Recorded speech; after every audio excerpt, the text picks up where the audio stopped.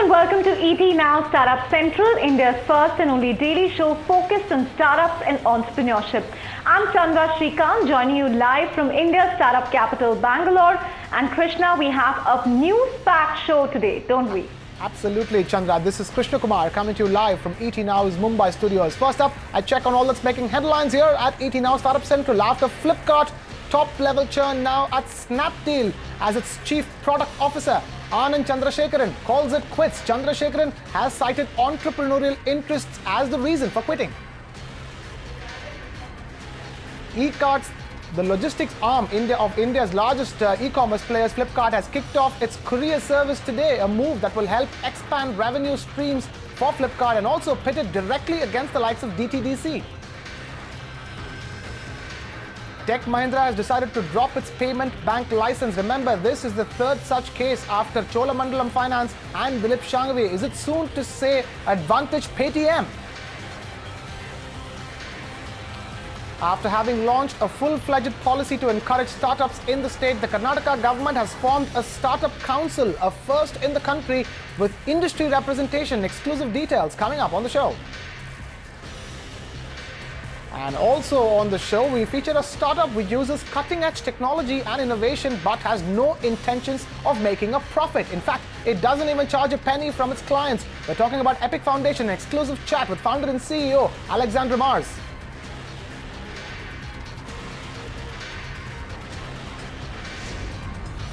We kick it off then with a big news break in the last hour, Krishna, which is that Snapdeals Chief Product Officer Anand Chandrasekaran, hired barely a year back by the company, has quit.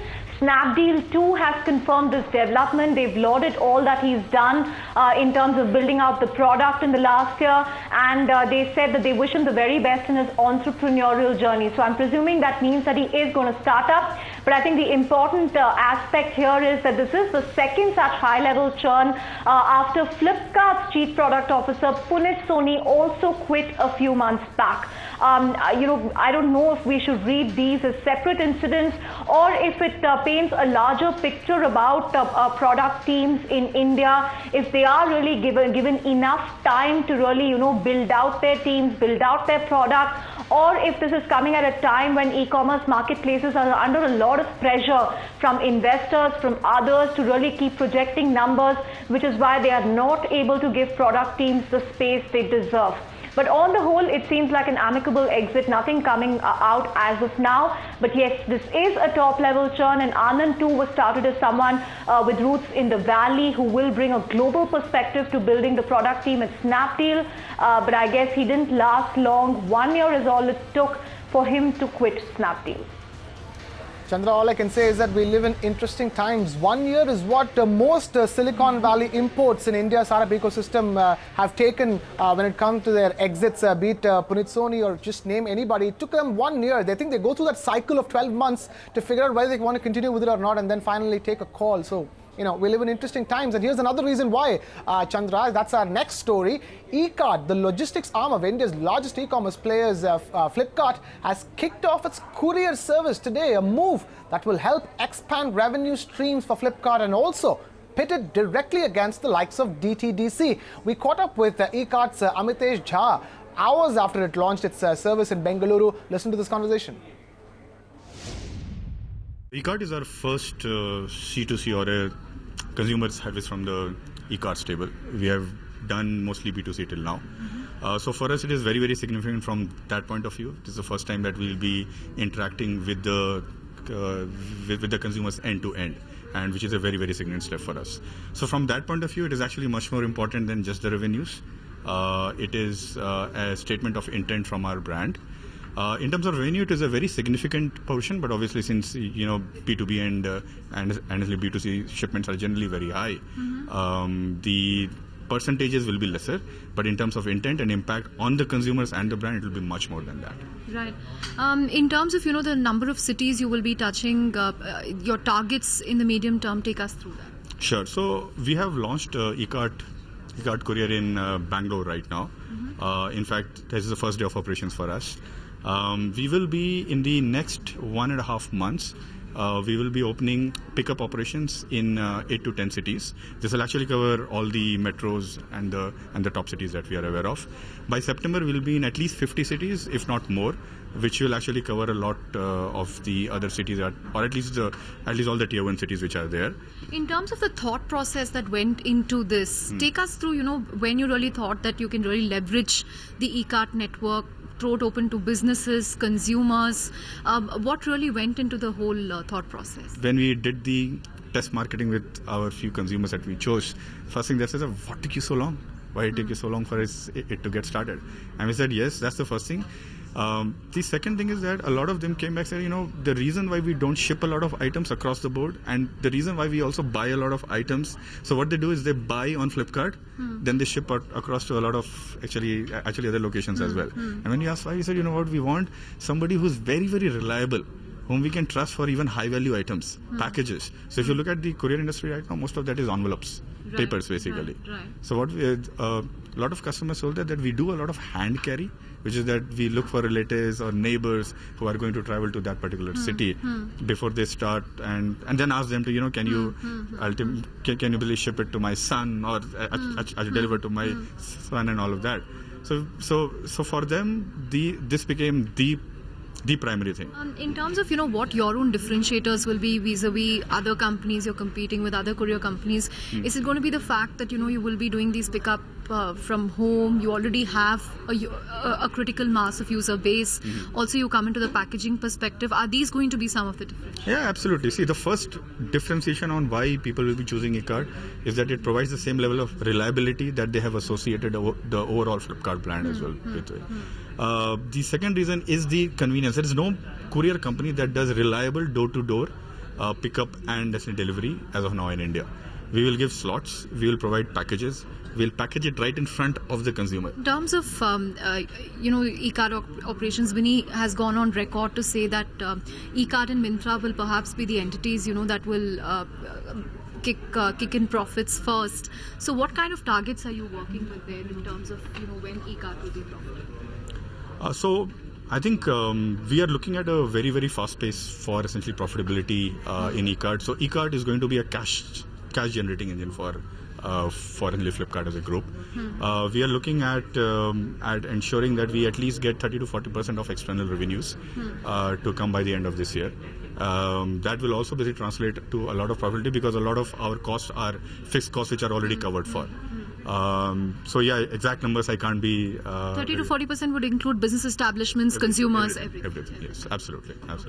And so far, I think Flipkart has infused some 800 crore into this entity. Will your capital requirements be that huge going forward? Now that you have found other streams of revenue, how is it going to pan out? Your own requirements. See, the capital requirement that whatever comes for e-cart is for the capability that we build. It's not necessary for any service that we are. So we are a very capability-led organization. So you're really leveraging your existing network for this. Take us through, the number of people you have now to do these deliveries, and what kind of ramp-up will this require as the needs go up?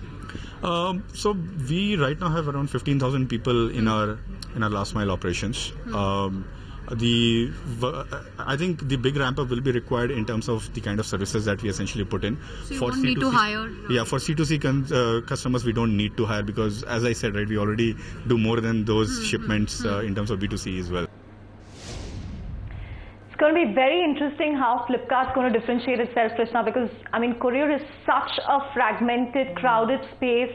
We'll have to wait and see if this can be a game changer as far as Flipkart is concerned.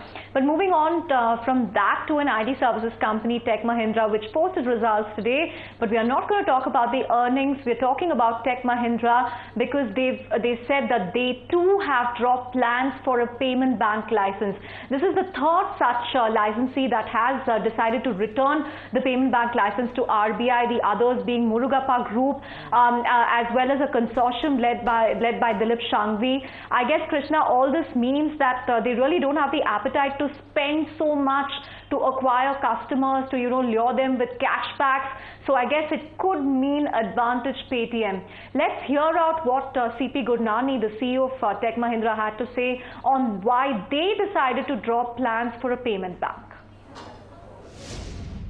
I think, again, to be very if when I look forward, yes, it was a conscious decision that we wanted to be in this business. We still strongly believe that it's a very large unserved market. Over a period of time, we realized that amount of aggression that has come into the marketplace, which only erodes the margins. Because anyway, it was a more of transactions and the volume of transactions with a razor thin margin. But the aggression that has come into the marketplace, we realize that the business profitability will take a much longer period than what we were willing to invest into. And that is the reason as you know, that we were really the technology partner. Mahindra Finance was really the operations partner. And they also, when they did their calculations based on some of the current aggression in the market, they realized that the payback could be much longer. At this stage, I can only say that we have to be true to RBI and the national policy, because the federal government had definitely decided that they want more inclusion of the people, and that is why they had come up with this whole idea of the payment bank. And RBI had taken a fair amount of scrutiny and saying, and I don't think we can sit on the fence and then decide that we will jump this way or that way. As it is, I think we feel guilty that we were one of the winners of that license, and now we are saying no, because the payback, some of the terms of the market has changed, and hence we are no longer in the race. We already feel guilty about it. Wondering what RBI is going to do, because it's become quite an embarrassment to see, applicant after applicant returning license. So I guess it will require rethink on that. But away from that, to an ET Now exclusive. Now, months after formulating a startup policy for the state, Karnataka government has also come up with a startup council comprising representatives from the industry to really handhold entrepreneurs. Rahul Dama joins us with exclusive details. Rahul, take us through the names that find mention, any unicorns too that have been roped in.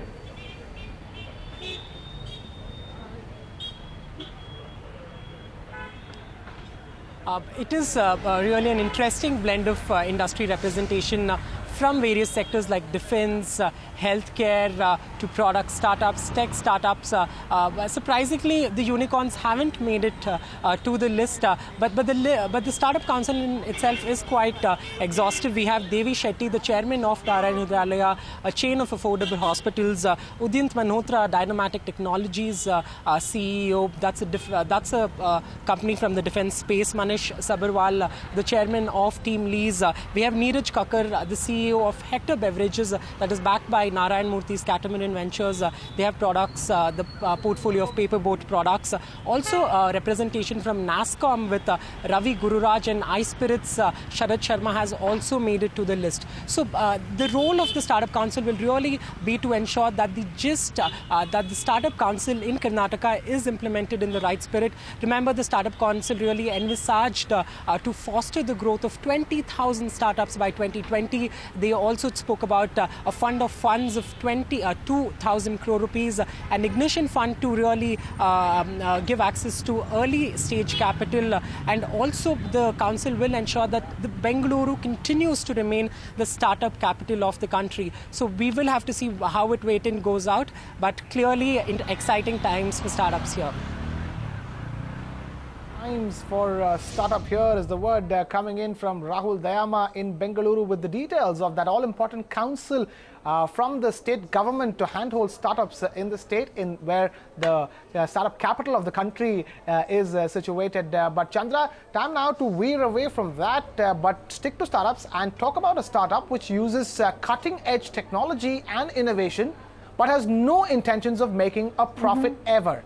In fact, it doesn't even charge a penny from its clients. We're talking about Epic Foundation, a startup that facilitates charity contributions from big corporates to entrepreneurs who are watching us, to individuals as well. And it enables the tracking of those contributions too. Now, we caught up with Alexandra Mars, founder and CEO of Epic Foundation. Take a look at this conversation. We use tools, we think differently, design thinking, open innovation. But for once, is not just to make more profit, is to have an impact on people. And mostly at Epic, we want to impact just kids around the world and also for sure in India. So we use the same mindset and we're trying to adapt this mindset to this non-for-profit world. All right, but what was it like going from running startups that sold for such good valuations to BlackBerry and Publicis, and letting go of all that money and doing a startup which is not meant for creating more money? What was the change in thinking like? For when I was younger, I was already just in the mind to do good. But I realized when I was 17 that without resources, it would be very hard to impact people. So I said, let's make money first. Let's get the resources, and when I will have enough, I will be able to switch. So it was a very easy transition. For sure, I'm not just making just the same amount of money, but it's way more meaningful. You've done work across Europe, and you're based out of America right now. Talk to us about CSR versus impact investing in the Indian context. Yeah. So first, you should be proud of what you have here. The 2%, the CSR, this new legislation is a good one. So for sure, you can always criticize because nothing is perfect, but it's the only country around the world that has been forced anyone to do it. And personally, even if I'm an entrepreneur, if I've been very successful, I do believe that the corporate world should do more. But do you think there's a cause for entrepreneurs here to get into impact investing? How is it possible to balance, one is to create a social impact, and at the same time, it's an impact investing, it's a business, so which means that there needs to be returns as well. Do you think in India, impact investing has a chance at this point in time? Yeah, I think everywhere impact investing has the chance. I will say I prefer when people give money away and when they don't have to wait something back. But still, some people, they need this. They want to give, but they also want to have 3%, 5% per year, so they feel this. So it's a different world. But that's in your question. For so many people, they will say, oh, that's maybe for me. And whatever we can find that can pull in more and more and more people is a good thing. So yes, in India you will see this. It will work. You need to have new organizations who can do this, and some are just starting now to just do only specifically impact investing. How do you view the Indian startup ecosystem? It's nothing but boomed over the last couple of years, and now you're the government doing its bit in the form of Startup India, Stand Up India. How do you see the Indian startup ecosystem evolving, and where do you think the future lies? And more importantly, would you like to engage with it over here, invest in a few startups over here? Yeah, so first, I love India, and I love India for so many years. So for me, is finally so many people around the world understand that you don't only have engineers here that we need to poach and you need to bring just in Europe or in the US. You have also amazing entrepreneurs. People can run businesses here, be very successful here, but also bring this, and many of them, and bring them in Europe, bring them in Asia, or bring them in the US. So that's pretty neat. Yeah. You have people who can think about the business plan, work on the growth and the vision, and implement everything against this vision. So yes, I'm a fan of your country. I'm a fan of those of startups, and for sure, engaging with them is part of a plan. From noble thoughts there to the final segment, number crunch, and the number we are crunching for you today is $2,500. Believe it or not, that's the number that the Swiss government is planning to pay every citizen of Switzerland for doing nothing.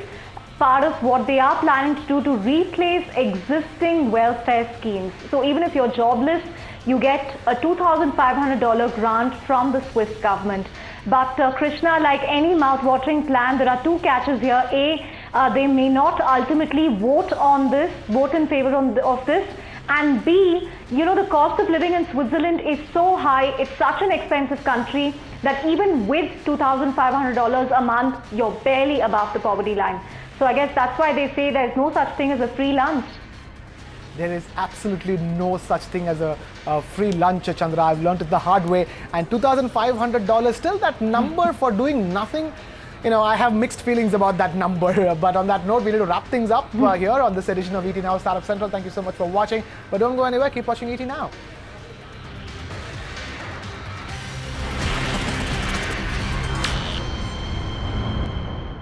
Find us on Facebook at facebook.com/ETNow and don't forget to click the like button. You can also follow us on Twitter at ETNowLive. To stay updated with all our programming, hit the subscribe button on our YouTube channel by logging on to youtube.com/user/ETNow.